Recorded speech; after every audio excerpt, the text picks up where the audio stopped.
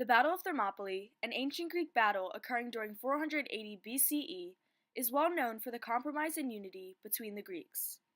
Before the Persian invasion, Greece was divided into city-states and was much less of a country than it was individual civilizations.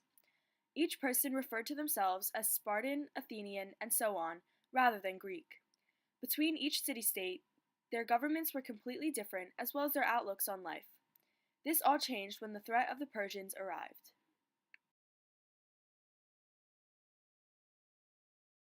The Battle of Thermopylae took place in 480 BC in the Greek town of Sparta. It was the second Persian invasion, 10 years after the first one had ended at the Battle of Marathon, when Athens was victorious. The fighting took place over a span of 3 days and at the same time as the naval battle of Artemisium. The plan was to stop the Persians by land and sea, ultimately blocking them out of Greece.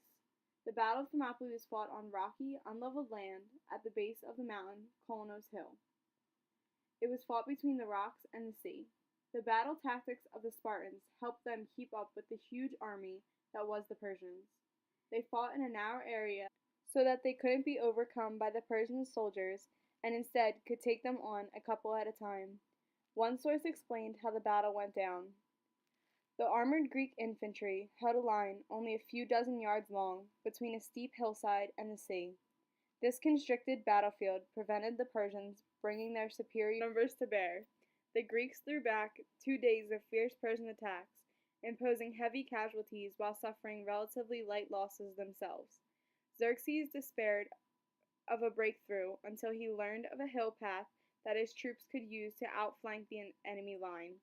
On the third day, the Persians attacked via this route, brushed aside the Greek flank guard, and annihilated the parts of the Greek army that did not withdraw in time. There was a narrow pass in which the loss of the Greeks occurred. This passage led right into the Spartan camp, and it was ultimately the reason the Persians won the battle. This pass was brought to the attention of Xerxes, the leader of the Persians, by a Greek trader, Aphialtes. Some of the Persian army stayed to fight the Greeks, while others were sent into the mountains and surprise attacked the Greeks from behind. Although the Greeks had been fighting side by side, Leonidas told everyone but the Spartans to leave. The Spartans stood their ground and fought to the death. The Spartan army was a small but mighty force that could stall the large army of the Persians. Not only were they large, but they also had good training and equipment. In this quote, a Greek historian at the time of the battle, Herodotus, talks about the Persian army. A body of picked Persians, the leadership of Hydarnes, the son of Hydarnes. This corps was known as the Immortals, because it was invariably kept up to strength.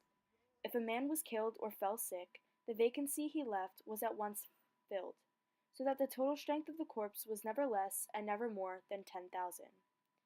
Of all the troops in the Persian army, the native Persians were not only the best, but also the most magnificently equipped. Their dress and armor I have mentioned already, but should add that every man glittered with the gold which he carried about his person in unlimited quantity. They were accompanied, moreover, by covered carriages full of their women and servants, all elaborately fitted out. Special food, separate from that of the rest of the army, was brought along for them on dromedaries and mules. Although the numbers vary between different sources, it is said that there were a couple thousand Greeks and close to 1 million Persians. Historians today debunk this exaggeration and say it was closer to 7,000 Greeks against 100,000 Persians. In the final stand of the Spartans, there were roughly 300 giving their last efforts. However, even with the Spartans giving it their all, with the little soldiers they had left, were defeated by the persistent and large Persian army.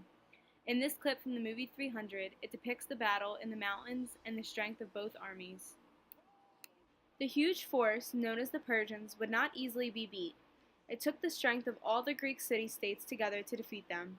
They forgot their roles as Spartans or Thespians, and came together to destroy a common enemy. Although in the end of the battle, Persia was victorious, the courage displayed by the Spartans and the unity among the Greeks gave hope for everyone else, and will change the course of Greek history forever. The Battle of Thermopylae is a great example of courage in the face of overwhelmingly opposing odds. However, the small force of the Spartans remained brave and confident in their fighting tactics. They managed to minimize the Persian army even if they did not win the battle. The once separated Greeks united as a whole to defend their native soil.